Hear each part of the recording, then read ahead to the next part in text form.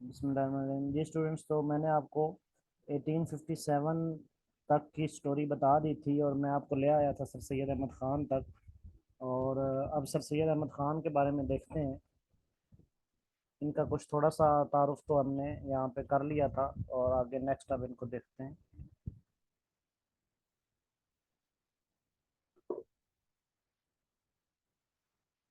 अच्छा जी। बॉर्न हुए 18 अक्टूबर 1817 में और दिल्ली में पैदा हुए। एलीट फैमिली से ताल्लुक़ रखते थे। टाइटल जवादुद्दौला और सैयद आदि इब्ने सैयद आदि इनका टाइटल था। He did initial job as a office boy. ठीक है, ऑफिस बॉय की ना, ये बेसिकली इनके ये जो थे ना फादर, इनके फादर का नाम मीर मोहम्मद तकी था। मैंने शायद नहीं लिखा, लिख लें। His father name was Mir Mohammad तकी।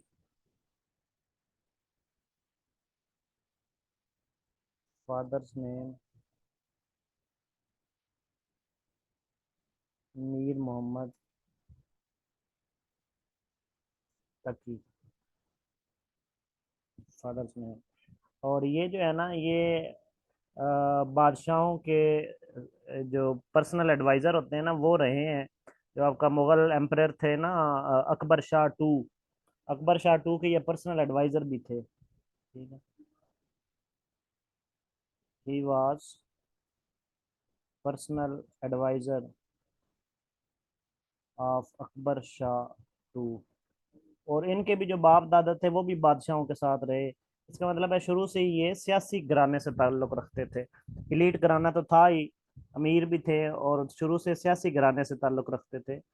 लेकिन जब इनकी बारी आई तो बादशाह ने कहा कि आ जाओ मेरे दरबार में, तो मैं आपको देता हूँ पोजीशन। तो इन्होंने कहा नहीं, मैं बादशाहों की नौकरी करना मुनासिब नहीं समझता।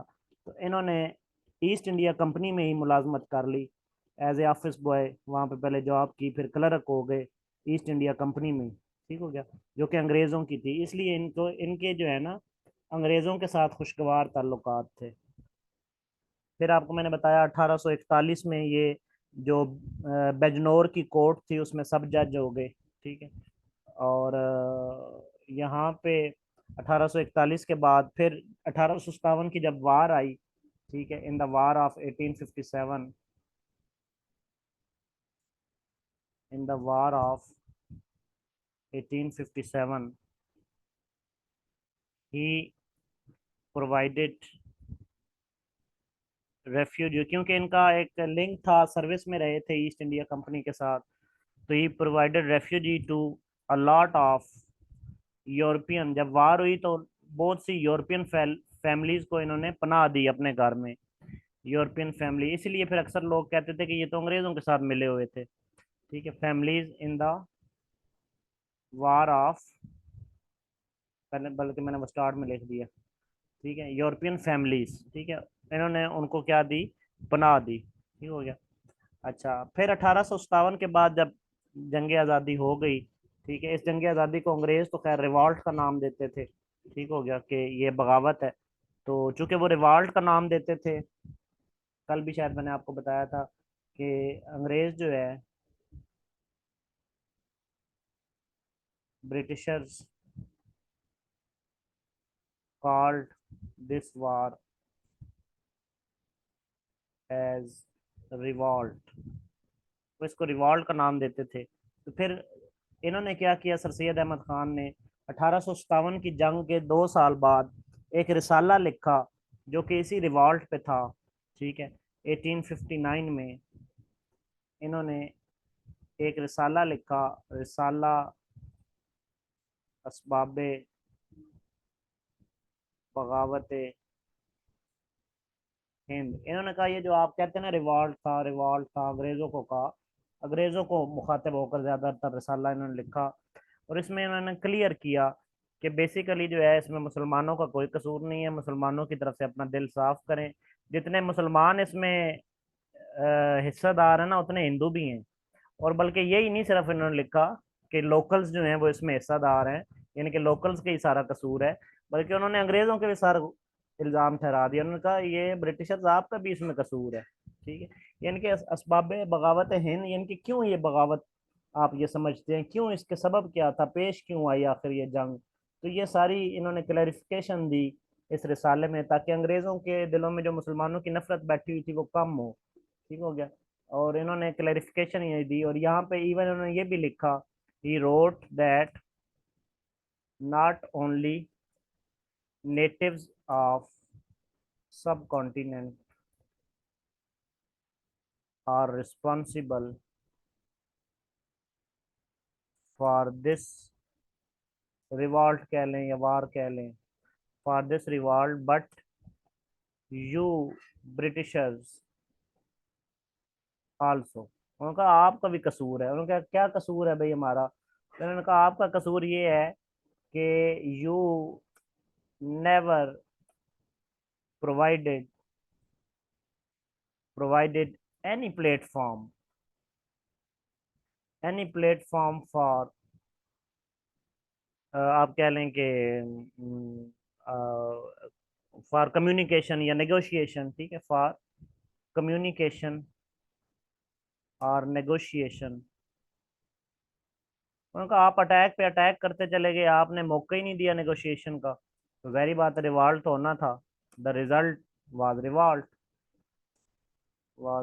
कि जब अगले को सुना ही नहीं जाता, ठीक है, अगले को मौका ही नहीं दिया जाता, उस पर चढ़ाई कर दी जाती है, तो बदले में रिवॉल्ट ही होता है, फिर और क्या होता है। तो इन्होंने उसमें जो है ना वो उनका, आपने हमें सुना ही नहीं। आप हमें सुनते, लोकल्स को या नेटिव्स को सुनते, तो फिर हो सकता है कोई मजीद जो है वो कोई हल निकल आता, तो आपने तो सुना ही नहीं हमें। तो इल्ज़ाम जो है वो कहते हैं ना, रुतों का कायदा है वक्त पर ही आती जाती हैं, तुम्हारे शहर में क्यों रुक गया फरियाद का मौसम। ठीक हो गया। तो उन्होंने कहा आपने हमारी फरियाद ही नहीं सुनी। तो अच्छा, इसका नतीजा ये निकला कि अंग्रेज़ों ने कहा ठीक है, आप लोग अपनी फरियाद रसाई के लिए या अपनी जो है ना अपनी बातें हम तक पहुंचाने के लिए आप जो है ना वो एक तंजीम तश्कील दे लें। ठीक हो गया। उसके बाद तो ये कोई तंजीम को तश्कील देते देते कुछ साल लगे। ठीक है, कोई तो 1885 में जाके इंडियन नेशनल कांग्रेस जो है वो भी वजूद में आ गई, जिसमें जो मुसलमानों और हिंदुओं की एक तंजीम थी, ताकि वो ब्रिटिशर्स के अंडर रहते हुए अपने हकूक का तहफ़्फ़ुज़ कर सके। तो बेसिकली ये जब तंजीम बनी थी तो ये मुसलमानों और हिंदुओं की तंजीम थी, लेकिन मुस्लिम भी इसको तस्लीम नहीं करते थे, सर सैयद भी तस्लीम नहीं करते थे। वो कहते थे ये प्योर हिंदुओं की तंजीम है, इसमें मुसलमानों का, क्योंकि हिंदू अक्सरियत ज़्यादा थी, तो कहते थे तो है हिंदुओं की तंजीम, मुसलमानों का क्या है। तो फिर ये चलते चलते ये इसी चीज़ ने लीड किया मुस्लिम लीग की तरफ। ठीक हो गया। तो फिर 1906 में जाके मुस्लिम लीग बनी। ठीक है। तो बहरहाल ये सारे चीज़ें, इसका बैक यही था कि उन्होंने सबसे पहले अंग्रेज़ों के दिलों में नफरत को दूर किया। तो वो सारी चीज़ें उन्होंने लिखी रिसाला असबाब बगावत हिंद में। ठीक हो गया। अच्छा जी। फिर इसमें जो है वो उन्होंने कुछ बल्कि काजेज भी बताई। ठीक हो गया कि क्या काजेज बताई, कि इधर मैं लिख देता हूँ कि also sir Syed noted the causes,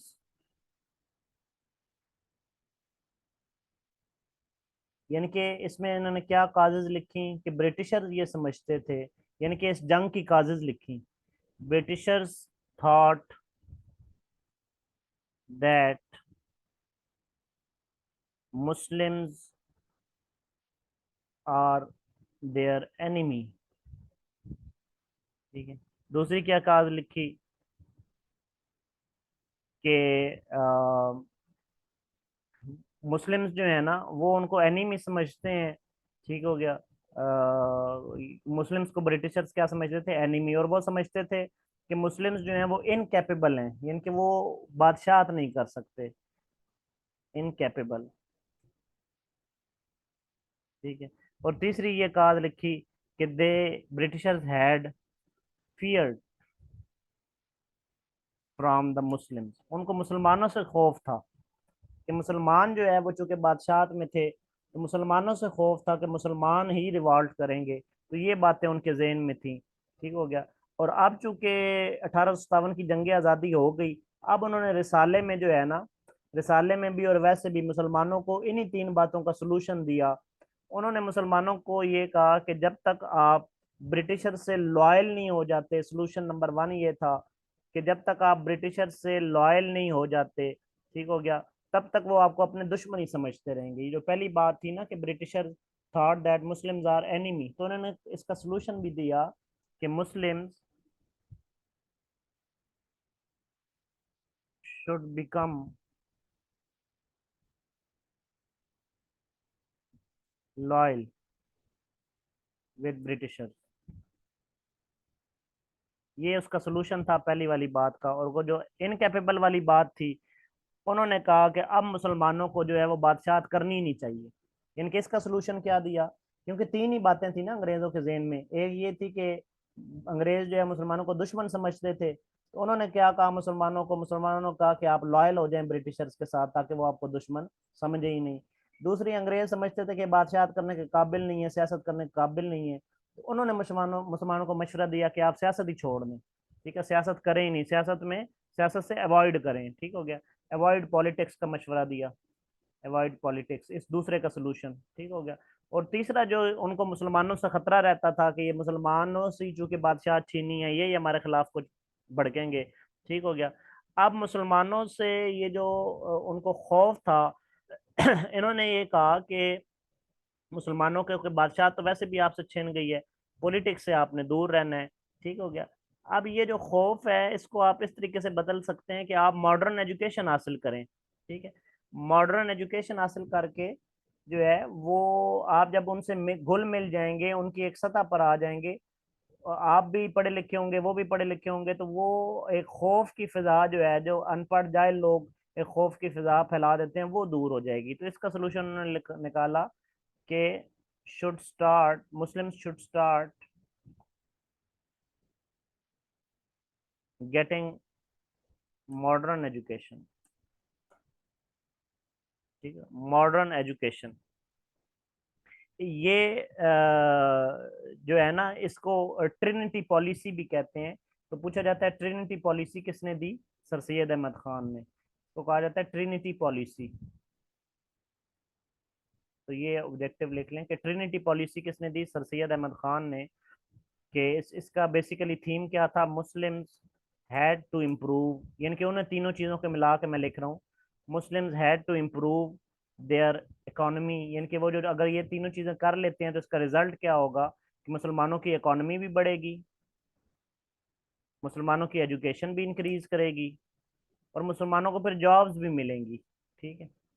तो इसको जो है वो ट्रिनिटी पॉलिसी का नाम दिया गया, जो कि सर सैयद अहमद खान ने दी, ठीक हो गया। तो उसके बाद क्या हुआ कि जब ब्रिटिशर्स के जहन से सर सैयद ने खौफ रिमूव कर दिया, ठीक है, और उन्होंने रिसाला असबाब बगावत हिंद और ये इन सारी चीज़ों के थ्रू जो है ना, वो जितने भी खदशात थे वो दूर करना शुरू कर दिए। फिर ऐसा ऐसा जो है वो ब्रिटिशर्स उनको कबूल करने लग गए, ठीक हो गया। तो यहाँ पे मैं लिख देता हूँ 13 नंबर पॉइंट में कि when sir Syed removed the element of fear from, ये मैं बेसिकली, चूंकि ये ज्यादातर टॉपिक जो है यही तहरीक अलीगढ़ भी थी, ठीक है, इसी ये जो चीजें मैं करवा रहा हूँ इसी को तहरीक अलीगढ़ भी कहते हैं। यही इन्होंने तहरीक स्टार्ट की थी, ट्रिनिटी पॉलिसी स्टार्ट की थी, ताकि जो अंग्रेजों के जहन से जो है ना मुसलमानों की नफरत को निकाला जाए, ठीक है। इसी को हम तहरीक अलीगढ़ का नाम देते हैं, अलीगढ़ मूवमेंट का नाम देते हैं। थोड़ा सा एक्सप्लेन मैं इसलिए कर रहा हूँ कि समटाइम सब्जेक्टिव आ जाता है, या कुछ सीएसएस के भी स्टूडेंट होते हैं, तो उनको भी जहनों में भी ये तहरीक अलीगढ़ जरा अच्छे तरीके से महफूज हो जाए भाई, क्यों ये तहरीक चलाई गई और सर सैयद का क्या रोल है इसमें तहरीक अलीगढ़ में, ठीक हो गया। अच्छा, when sir Syed removed the element of fear from the Muslims, sorry, from the Britishers, that the Muslims were their well wishers। तो देखें ना, बड़ी तरतीब से मैं आपको बता रहा हूँ, ऊपर से जब से पैदा हुए तो उसके बाद कैसे कैसे ये मूवमेंट स्टार्ट हुई। Their well wishers with the help,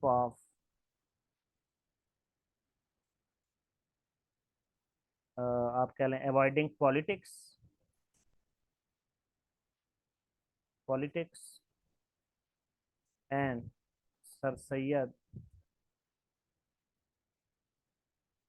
आप कह लें कि कन्विंस्ड, कह लें convinced, convinced the Muslims to become loyal. अब वही ऊपर वाली बातों को मैं रिपीट करके नीचे लिख रहा हूँ। To become loyal with the British government,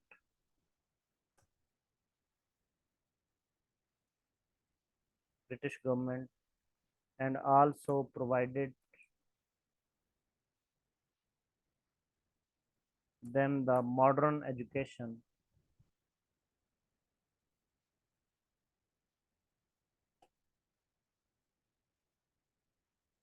ठीक है, यानी कि मॉडर्न एजुकेशन की तरफ वो लेकर आए।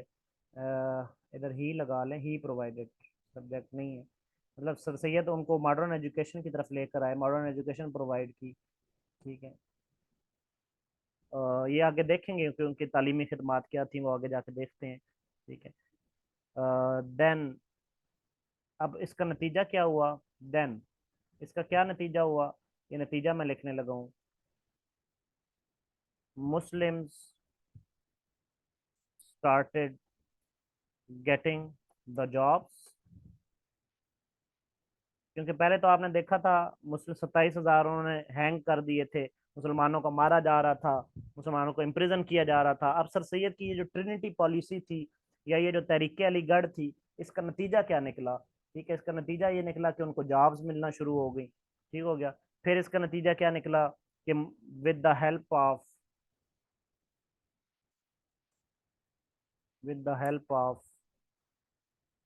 Those jobs Muslim started to attain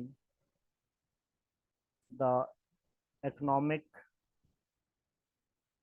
economic prosperity। ठीक है, economic prosperity when they attained, अब मैं बड़े सीक्वेंस से आपको बता रहा हूँ। ठीक है, when they attained the economic prosperity, और जब यानी कि पहले उन्होंने जॉब्स हासिल की, जब जॉब हासिल की तो उन्हें इकोनॉमिक प्रॉस्पेरिटी मिली, और जब इकोनॉमिक प्रॉस्पेरिटी मिली, प्रॉस्पेरिटी प्रॉस्पेरिटी देन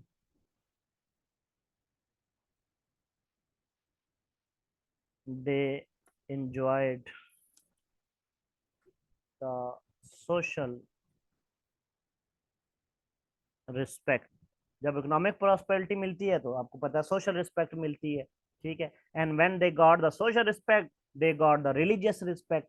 जब सोशल रिस्पेक्ट मिलती है तो उनको रिलीजियस को भी तस्लीम किया जाता है। देखे ना, जो माइनॉरिटी होती है उसके रिलीजियस को इतना नहीं तस्लीम किया जाता। जैसे जैसे वो मेजॉरिटी की तरफ या रिस्पेक्ट की तरफ आती है, फिर लोग उसके रिलीजन को भी तस्लीम करते हैं। ठीक है, तो ये सारी इस वजह से उन्होंने ये चीज़ें की ताकि ये सारी चीज़ें मुसलमानों की बहाल हो सकें जो बिल्कुल ख़त्म हो चुकी थी। ठीक हो गया। तो when they attain the social respect then they got religious respect, religious respect. and when they got the religious respect then a nation, आप कह लें you are recognized the separate from the others। फिर आप कह सकते हैं कि आप एक कौम बन गई हैं, फिर आप अपनी सेपरेट एंटिटी का मुतालबा कर सकते हैं। तो अगर आप कहीं पे सब्जेक्ट में दो कौमी नजरिया टू नेशन थ्योरी का भी क्वेश्चन लिखें तो उसमें भी सर सैयद के ये पहलू लिख सकते हैं कि उनका भी किरदार था टू नेशन थ्योरी में। जो उन्होंने पार्टिसिपेट किया वो इस हवाले से किया कि उन्होंने मुसलमानों को दोबारा खड़ा किया एक अलहदा नेशन की तरफ जाने के लिए। उन्होंने मुसलमानों को फिर एक कौम बनाया, ताकि एक कौम बनेंगे तो वो अलहदा मुल्क का मुतालबा कर सकेंगे। एक कौम ही नहीं बनेंगे तो फिर अलहदा मुल्क का मुतालबा कैसे कर सकेंगे। तो वो कौम कैसे बनेंगे कि सबसे पहले उन्हें जॉब्स लेनी है, जॉब्स लेंगे तो इकोनॉमिक प्रॉस्पेरिटी आएगी, इकोनॉमिक प्रॉस्पेरिटी आएगी तो सोशल रिस्पेक्ट उनको मिलेगी, सोशल रिस्पेक्ट मिलेगी तो उनका रिलीजन तस्लीम किया जाएगा, रिलीजन तस्लीम किया जाएगा तो वो एज ए नेशन सेपरेट कहलाएंगे। ठीक हो गया। तो क्योंकि पहले ये अपना ये सब कुछ ये सारा खो बैठे थे। when they got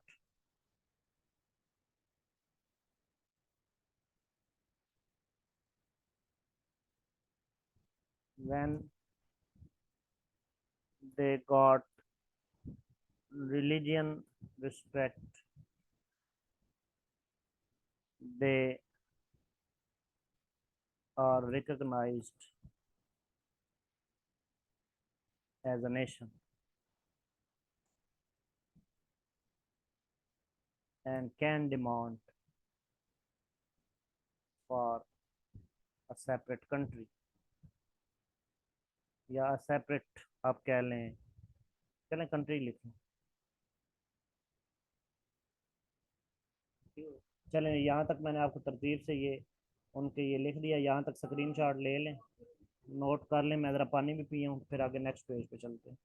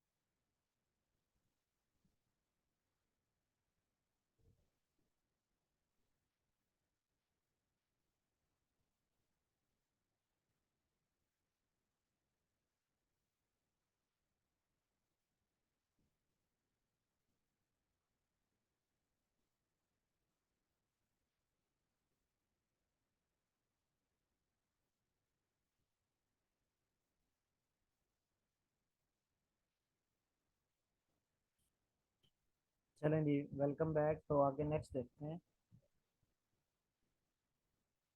अच्छा जी, तो ये आपने सारा यहाँ तक देख लिया। और ये आगे यही मूवमेंट चलती चलती बिलाखिर तहरीक अलीगढ़ का बायस बनी। बेसिकली जो अलीगढ़ तहरीक थी वो तो एजुकेशनल हवाले से जो है ना उसको ज़्यादा याद रखा जाता है। ठीक हो गया, लेकिन उसके पीछे जो है ना कहते हैं ना बैकग्राउंड, वो यही था कि उन्होंने यहाँ से स्टार्ट किया कि उन्होंने मुख्तलिफ हवालों से मुसलमानों की एजुकेशन को बढ़ाया, मुसलमानों के अंग्रेज़ों के दिलों से उनकी नफ़रत को निकाला, फिर उनको जॉब्स मिली। ठीक है, तो वो पीछे से चलता चलता बेसिकली फिर इसका वैसे आगाज़ तो 1875 में होता है तहरीक अलीगढ़ का, अलीगढ़ मूवमेंट का। ठीक हो गया। अच्छा जी, आगे नेक्स्ट देखते हैं।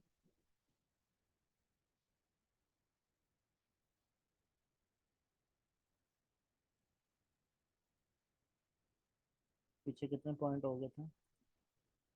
13।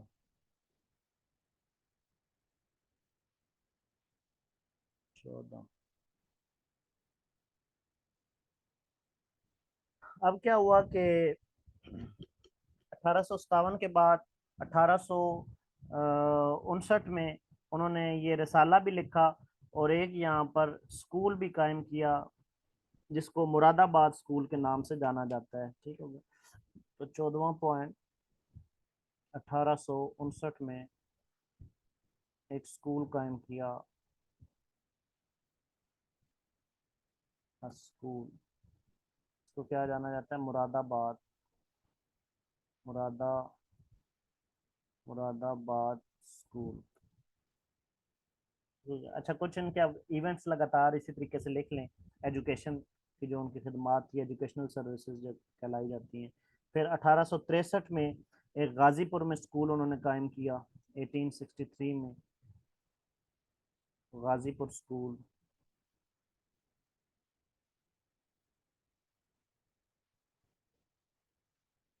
फिर 1863 में साइंटिफिक सोसाइटी का क्याम।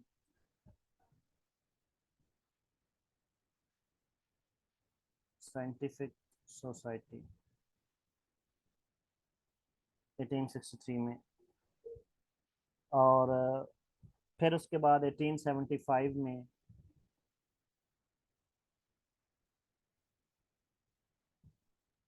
MAO।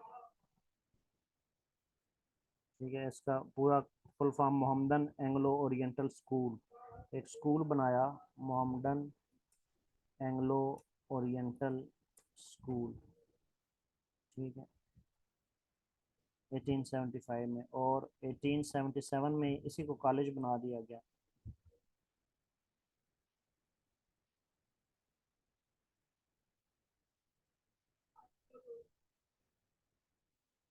ठीक है, ये इसी को क्या बना दिया गया? कॉलेज।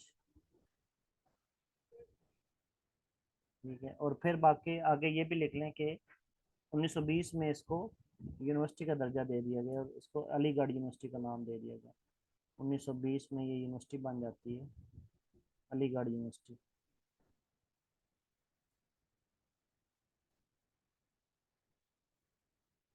यही कॉलेज जो है ना, यूनिवर्सिटी का दर्जा इसको दे दिया गया। ठीक है, और उसके बाद जो है वो 1876 में, 75 में तो वो स्कूल बना। 76 में वो ब्रिटिश सर्विसेज से रिटायर हो गया। आपको पता ना ब्रिटिश के यहाँ वो एम्प्लॉय भी थे। तो 1876 में ही रिटायर्ड फ्रॉम ब्रिटिश सर्विसेज। और फिर 1877 में मैंने आपको बता दिया कि वो कॉलेज का उसको दर्जा मिल गया। फिर 1885 में इंडियन नेशनल कांग्रेस बनाई गई। 1885 में इंडियन नेशनल कांग्रेस, वो भी इन्हीं के जितने भी पीछे से अंग्रेज़ों के साथ ताल्लुकात थे, उन्हीं के ताल्लुकात की वजह से जो है ये अंग्रेज़ों ने एक हिंदू और मुसलमानों के लिए तंजीम बनवाई जिसको इंडियन नेशनल कांग्रेस का नाम दिया गया। और फिर उसके बाद 1886 में Mohammedan educational conference. Mohammedan educational conference 1886। Mohammedan educational conference.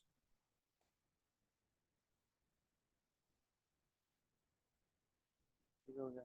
और फिर 1898 में इनकी डेथ होती है, 1898 में death of Sir Syed Ahmad Khan. ठीक हो गया। अच्छा ये तो इनकी सारी तालीमी खदमात हो गई। कुछ इनकी जो है ना रिलीजियस खदमात भी पूछी जाती हैं, इनके रिलीजियस सर्विसेज जो हैं वो भी देखी जाती हैं। ठीक हो गया। अब रिलीजियस में जो इनकी सर्विसेज आती हैं वो भी लिख लेते हैं यहाँ पे। ये जो बेसिकली साइंटिफिक सोसाइटी थी ना, इसका मकसद भी सम टाइम पूछ लिया जाता है। तो साइंटिफिक सोसाइटी जो कि 1863 में कायम की गई, 1864 में इसको मज़ीद फ़रोग मिला और काफ़ी इसके उर्दू में मुतराजम भी शाया हुए। तो इसका मकसद बेसिकली क्या था, मेन मकसद ये था कि जो अंग्रेज़ों की इंग्लिश की किताबें होती थी उसका ये उर्दू में तर्जुमा करते थे। ठीक है, इसका बेशक यहाँ पे लिख ले, translate the English books into Urdu, translate English books into Urdu, ये इसका मकसद था। साइंटिफिक सोसाइटी, ठीक है, साइंटिफिक सोसाइटी। और फिर बल्कि 18 ये 69 का भी यहाँ पे एक ऐड कर लें इवेंट, 1869। यहाँ पे चलें, ये पॉइंट कुछ भी लिख लें पिछला। तो 1869 में अंजुमन तरक्की हिंद, अंजुमन तरक्की हिंद, ठीक है, ये भी इन्होंने एक अंजुमन कायम की 1869 में इंग्लैंड में। ये तब इंग्लैंड गए हुए थे। ठीक है, इंग्लैंड। अच्छा, और फिर उसके बाद स्कूल मैंने आपको बता दिया, कॉलेज बता दिया, उसको यूनिवर्सिटी का दर्जा दे दिया गया। ठीक हो गया। और ये जो फिर मोहम्मदन एजुकेशनल कॉन्फ्रेंस है जो 1886 में कायम हुई, असल में ये मुसलमानों के जो एजुकेशन सिस्टम है उसको बेहतर बनाने के लिए हुई थी। इसका पर्पज़ क्या था? To improve the educational system of the Muslims, to improve the educational system of the Muslims. ठीक हो गया, ऑफ द मुस्लिम्स। अच्छा जी, इसके बल्कि ना कुछ मैंने, मुझे अगर याद आ जाए सारे तो मैं इधर लिख भी देता हूँ। कुछ मैंने एब्रीवेशन इनकी बना ली थी ताकि आपको ये सारी चीज़ें कि सर सैयद ने क्या क्या किया था याद रह जाए। जिस तरह अब ये है ना, सर सैयद अहमद खान। ठीक है, तो इसमें अब देखता हूँ अगर मेरे माइंड में सारी आ गई। काफ़ी अर्सा पहले मैंने बनाई थी याद रखने के लिए, तो देख लेते हैं। बारह सर से जो मैं एस से लिया था, वो लिया था स्कूल के, इन्होंने जो स्कूल कायम किया। ठीक हो गया। तो एस से जो है वो स्कूल आ गया। इसको अब कैसे लिखें, इधर इसी के आगे लिख देते हैं, एस से स्कूल आ गया।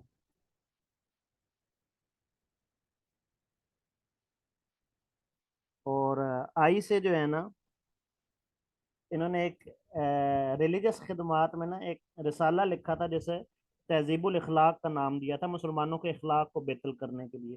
तो आई से इखलाक आ गया कि इन्होंने, पूछा जाता है तहजीबुल इखलाक किसने लिखा, तो सर सैयद अहमद खान की ये है। तो आई से जो है वो तहजीबुल इखलाक, तहजीबुल इखलाक, आई से मतलब इखलाक। ठीक है। और आर से जो है वो आपका आ जाता है, आर से मैंने क्या बनाया था, पता नहीं आर से क्या बनाया था। उसके आगे दोबारा जो एस आता है उससे साइंटिफिक सोसाइटी लिख लें, दोबारा जो एस आता है। चलें, आर से अभी याद आ जाता है, एस से साइंटिफिक सोसाइटी, साइंटिफिक सोसाइटी का क्याम, साइंटिफिक सोसाइटी। और उसके बाद आ गया वाई,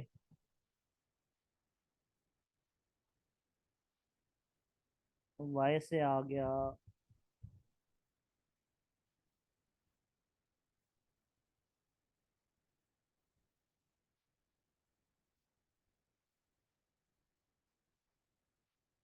चलें, वाई से भी जहन में आ जाता है। और ई से जो है वो एजुकेशनल कॉन्फ्रेंस आ गई। ई से एजुकेशनल कॉन्फ्रेंस।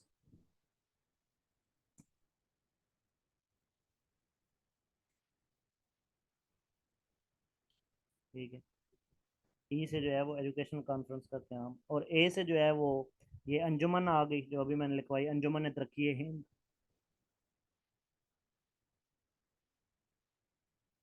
अंजुमन तरक्की हिंद। इस ए से अंजुमन तरक्की हिंद। जो अल्फाज रह रहे हैं ना, उनसे आप भी कुछ बना लीजिएगा तो पूरा फिर वो याद हो जाएगा। अंजुमन तरक्की। तो ये आपको एक तरीकाकार भी बता रहा हूँ कि अगर किसी बंदे से मंसूब ज़्यादा चीज़ें हो ना, जिस तरह सर सैयद अहमद ख़ान है या अल्लामा इकबाल है, उससे मंसूब ज़्यादा चीज़ें हों, तो उनके नाम से ही कोई एंड बना लिया करें। ठीक है, ताकि आपको वो चीज़ें याद रह जाएं। तरक्की हिंद। अंजुमन तरक्की हिंद। और फिर उसके बाद जो है अ, आगे, हाँ, एम से जो है वो आपका क्या नाम है, वो आ गया मोहम्मदन एजुकेशनल नहीं, वो तो होगी, सॉरी, एजुकेशनल कॉन्फ्रेंस तो हो गई है।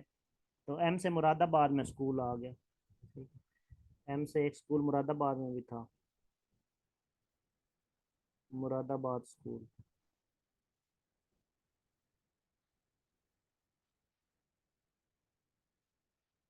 ठीक है। और फिर उसके बाद ए और डी से देखते हैं क्या बनता है। और के जो है ना, के से खुतबात अहमदिया आ गया। एक उन्होंने रिलीजियस, फिर एक खुतबात अहमदिया लिखे थे। के से के किधर गई है, के से खुतबात अहमदिया। देखें ना, काफ़ी चीज़ें तो मैंने लिख दी हैं बीच में। खुतबात अहमदिया, खुतबात अहमदिया। और एक उन्होंने अंजुमन उर्दू भी बनाई थी, वो इस ए से आ गया। ए एन से पूरा आ गया, बल्कि ए एन से पूरा आ गया, अंजुमन उर्दू। अंजुमन उर्दू। ठीक है, अंजुमन उर्दू। बाकी जो दो तीन नाम रह गए हैं, वो आप भी उनसे कुछ बना लीजिएगा इसी तरीके से। आपको बहरहाल मैंने तरीकाकार बता दिया है कि अगर वैसे ना याद हो ना सारी चीज़ें, किसी ने सब्जेक्टिव लिखना हो, ठीक है, उसको एट अ टाइम सारी चीज़ें नहीं जेहन में आती, तो वो उसके नाम से, नाम के जो स्पेलिंग है उनसे हिंट ले सकता है। तो बाकी ये जो रह गए हैं ना, जिस तरह सर का आर रह गया, इससे भी कुछ बन जाएगा, ऊपर से कहीं ना जोड़ तोड़ कर लीजिएगा तो कुछ ना कुछ बन ही जाएगा। ठीक हो गया कहीं ना कहीं से। तो इस तरीके से, अच्छा जी।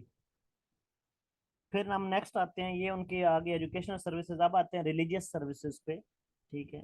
नेक्स्ट लिखेंगे रिलीजियस सर्विसेज। रिलीजियस सर्विसेज के ईयर याद रखने की जरूरत नहीं है। जो एजुकेशनल सर्विसेज हैं उनके ईयर्स पूछे जाते हैं। रिलीजियस की सिर्फ ये पूछा जाता है कि ये किसकी है, रिलीजियस सर्विसेज। रिलीजियस सर्विसेज, उसमें कौन कौन सर्विसेज आ जाती हैं। खुतबात अहमदिया, जो मैंने ऊपर आपको अभी लिख के दिया, खुतबात अहमदिया। वैसे ये 1869 में इन्होंने शाया की थी, 1869, खुतबात अहमदिया। ठीक हो गया। फिर उसके बाद ताबईन कलाम, इसमें बाइबल की तफसीर दी गई थी। ये जो खुतबात अहमदिया, ये हज़ूर पाक सल्लल्लाहु अलैहि वसल्लम की शान में इन्होंने किताब लिखी थी। ठीक है। थोड़ा थोड़ा मैं बता भी दूँ, खुतबात अहमदिया किस में लिखा था, हज़ूर पाक सल्लल्लाहु अलैहि वसल्लम की शान में। और फिर इन्होंने लिखा था ताबीन कलाम। ठीक है, ये किसकी तसनीफ़ है, ताबीन कलाम। कलाम। अब कुछ लोग यहाँ पे अल्लामा इकबाल को टिक करके आ जाते हैं, क्योंकि ताबीन कलाम में बाइबल की तफसीर लिखी गई थी। ठीक है। और ये इन्होंने लिखा, इसमें आप खुद आगे लिख लें कि इसमें बाइबल की तफसीर लिखी गई थी।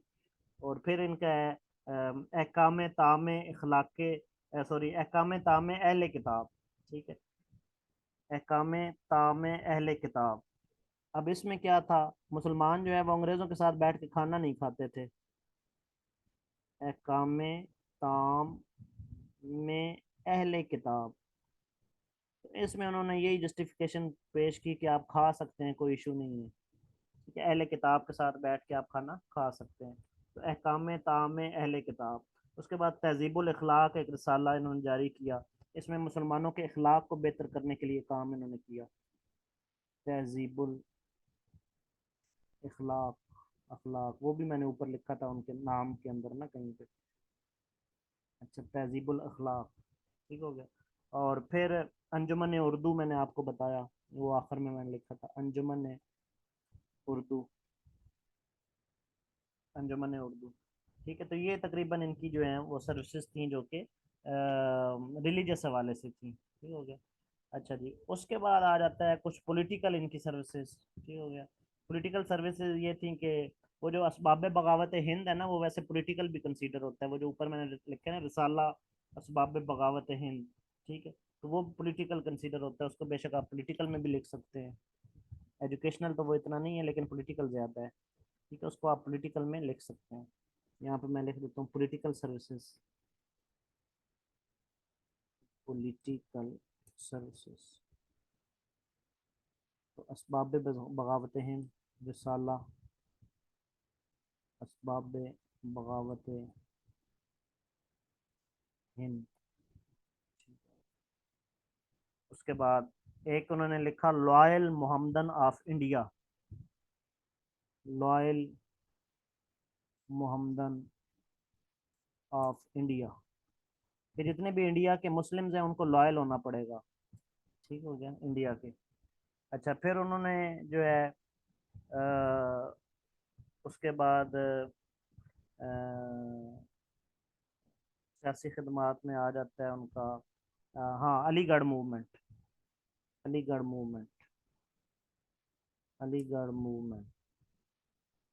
उनकी पढ़ाई का बेड़ा उठाया उन्होंने 1875 में, वो स्कूल वगैरह कायम किए, और फिर वो स्कूल कॉलेज बना, फिर आखिर में उनके वफात के बाद यूनिवर्सिटी भी बना। बेसिकली एजुकेशन के हवाले से ये मूवमेंट थी, लेकिन इसका असर जो है वो पीछे से ही लिया जा रहा था, पीछे से ही बेहतरी होती होती तभी तो एजुकेशन की इजाज़त मिली, ठीक हो गया। तो अलीगढ़ मूवमेंट 1875 में स्टार्ट हुई, ठीक हो गया। और ये इनकी रिलीजियस भी एक है, और इसको तालीम में अगर आप लिखना चाहें तो वो स्कूल कॉलेज के हवाले से लिख सकते हैं, ठीक हो गया। अच्छा, फिर उसके बाद काजेज ऑफ इंडियन रिवॉल्ट इन्होंने लिखा, ठीक है, causes of Indian revolt, causes of Indian revolt, causes of Indian revolt. चलें, ये मैंने आपको पॉलिटिकल भी लिख दी, ठीक है। अब जितना भी तकरीबन कच्चा चट्टा था उनका, ठीक है, सारा एग्जाम पॉइंट ऑफ व्यू से भी, आपके कोई सब्जेक्टिव पॉइंट ऑफ व्यू से भी, वो सारा मैंने एक्सप्लेन कर दिया, क्योंकि इनका अक्सर क्वेश्चन आ जाता है सब्जेक्टिव पॉइंट ऑफ व्यू से भी, इसलिए मैंने थोड़ा एक्सप्लेन भी कर दिया, किसी को सब्जेक्टिव लिखना पड़ जाए, ठीक हो गया। अच्छा, अब ये है कि many people are there who were not, अब मैं थोड़ा आ रहा हूँ दोबारा वापस, यानी कि सर सैयद अहमद खान से अब बाहर निकल रहा हूँ मैं। ये सर सैयद अहमद खान के जो क्वेश्चन पूछे जाते थे ना, वो मैंने लिख दिए, एमसीक्यूज के भी और थोड़े सब्जेक्टिव टाइप भी आपको बता दिया, ठीक है। अब थोड़ा सा बाहर निकल के हम वो जो 1857 की लाइन आगे बढ़ा रहे थे ना, अब उसकी तरफ आते हैं, इनके अब जो जनरल माहौल था उसकी तरफ आ रहे हैं, ठीक हो गया। तो अब उस पर सर सैयद अहमद खान को जस्ट हम उनकी खिदमात के हवाले से देखेंगे, लेकिन उन पे फोकस नहीं करेंगे, फोकस अब जितना करना था वो कर दिया, ठीक हो गया। अब क्या है कि many people are those who are not happy with the services of Sir Syed Ahmad Khan. ये जो सर्विसेज जितनी भी मैंने सर सैयद अहमद खान की बताई हैं, काफ़ी लोग ऐसे थे जो इनसे हैप्पी नहीं भी थे, यानी कि लोकल्स में, ठीक हो गया। एंड वो कोई आम किस्म के लोग नहीं थे, they were very very important people who ignored the sir Syed Ahmad Khan. बड़े इंपॉर्टेंट पीपल थे जिन्होंने सर सैयद अहमद खान को इग्नोर किया। उनमें हाजी सैयद आबिद हुसैन थे, ठीक है, बल्कि मैं लिख भी देता हूँ,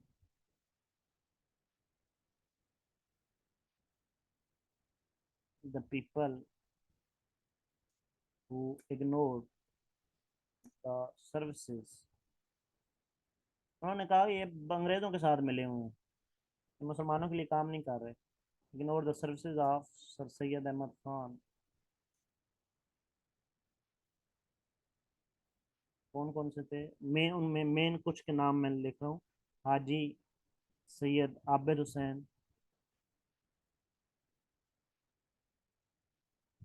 इन्होंने कंट्राडिक्ट किया, फिर कंट्राडिक्ट किया मौलाना जुल्फकार ने, मौलाना जुल्फकार। फिर कंट्राडिक्ट किया मौलाना फजलुर रहमान ने, ये जो आज वाले हैं वो नहीं, मौलाना फजलुर रहमान। ये जो मौलाना फजलुर रहमान थे, ये जो मदरसा था ना देवबंद, उसके ये फाउंडर थे। ठीक है, फार्मर फाउंडर ऑफ मदरसा देवबंद, फाउंडर ऑफ मदरसा देवबंद। एक बहुत बड़ा मदरसा था इस दौर में, जहाँ से दीनी तालीम, बहुत बड़ा मदरसा था ये। तो उन्होंने, आप देखो ना, मौलवियों ने कंट्राडिक्ट कर दिया सर सैयद अहमद खान को, उनका ये है ही अंग्रेज। ठीक हो गया। अब जो है वो ये जो कंट्राडिक्ट करने वाले लोग थे, इनका अपना तारीख में बड़ा मकाम है।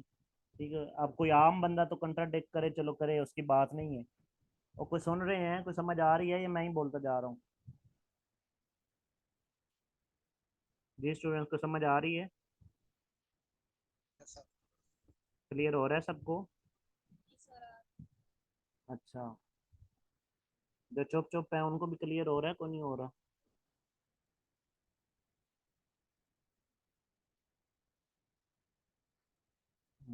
हाँ जी, बताएं। चलें, चलें, ठीक है, गुड। अच्छा, तो मैं ये कह रहा हूँ कि ये जो कंट्राडिक्ट करने वाले लोग थे, इनका अपना तारीख में बड़ा मकाम था। और ये कहते थे कि सर सैयद, जो तुम जो हो ना, वो काफरों के एजेंट हो। ठीक है, यू आर प्रो ब्रिटिशर्स, ये क्या कहते थे Sir Syed Ahmad Khan, you are pro British. इसका क्वेश्चन भी अक्सर ये आ जाता है कि इस पे आप लिखें, एक्सप्लेन करें कि Sir Syed was a pro britisher, या इसके फेवर में लिखें या इसके अगेंस्ट में लिखें। ठीक है, तो ये लोग कहते थे कि Sir Syed, you are pro Britisher, आप उनसे मिले हुए हैं। ठीक हो गया। और फिर ये कहते थे Sir Syed, you are implementing the agenda of the Britishers, not you are working for the Muslims. ठीक है Sir Syed, you are implementing the agenda of the Britishers. ठीक है। अच्छा, बल्कि अब ये जो मैंने लाइन लिखी है ना, you are implementing the agenda of the Britishers, इस जुमले को आप ना डब्बे में डाल दें, ताकि आगे जाके फिर मैं ये डब्बा आपको याद दिलवाऊंगा। ये जुमले को डब्बे में डाल दें। किस में डालना है?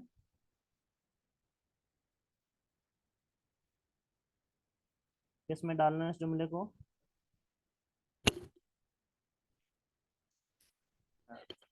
डब्बे में, डब्बे में डब्बा, और डब्बे में,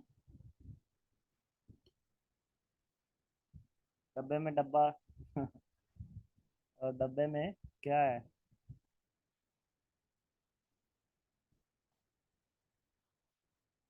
भूल गए हैं बचपन के शेर जो ईद कार्डों पे लिखता लिखा करते थे?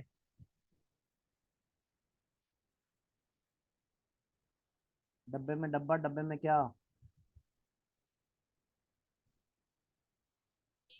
हाँ देखा, याद आ गया। डब्बे में डब्बा, डब्बे में केक, और मेरा प्यारा दोस्त निकटुओं में एक। ठीक है। अब क्या था कि अब ये लोग जो हैं ठीक कह रहे थे या गलत कह रहे थे? ये जो तीन लोग मैंने आपको मेन लिख के दिए हैं, क्या ये ठीक कह रहे थे या गलत कह रहे थे? अब थोड़ा ना माजी में जाके देखते हैं कि ये किस क्या कहते हैं, किस बेस पे ये बात कर रहे थे। ठीक हो गया। थोड़ा सा माजी में जाके देखते हैं, फिर आपको पता चल जाएगा कि ये लोग ठीक थे या गलत थे।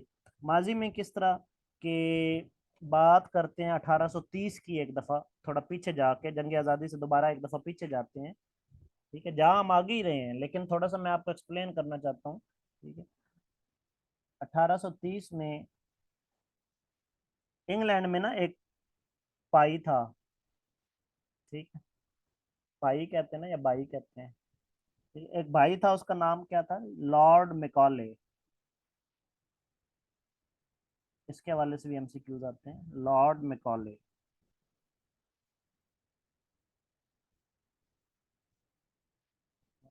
पहले जब मैंने आपको वो लाया था ना 1857 तक, तब मैंने सिर्फ आपको वार्स करवाई थी, war of Plassey, war of Buxar, war of Bidara, तब मैंने ये 1830 में ये चीज बयान नहीं की थी। क्यों?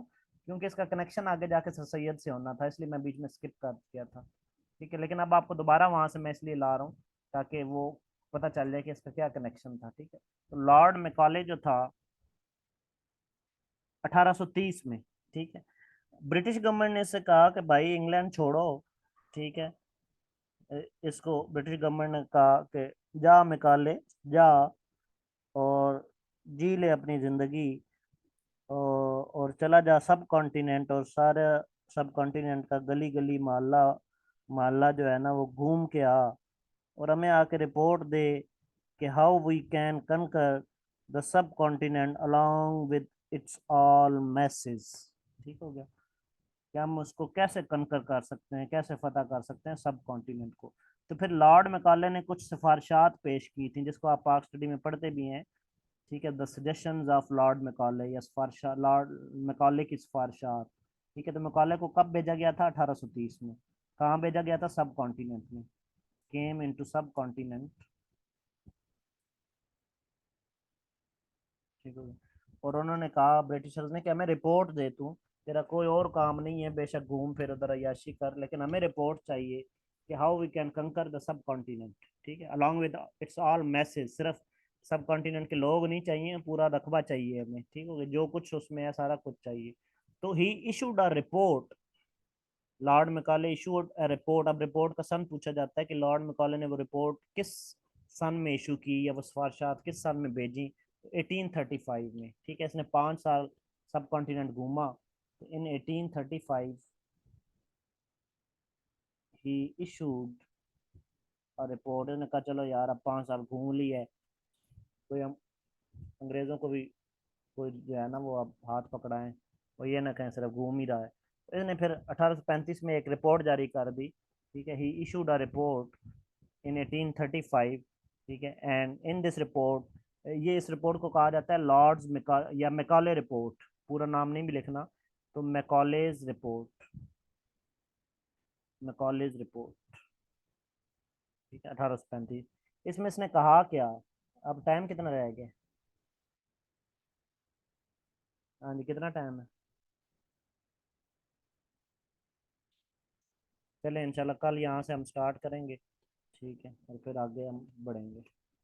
हाँ जी, यहाँ तक क्लियर है सबको? मैं अटेंडेंस ले लेता हूँ, किसी को क्वेश्चन पूछना है तो पूछ लो।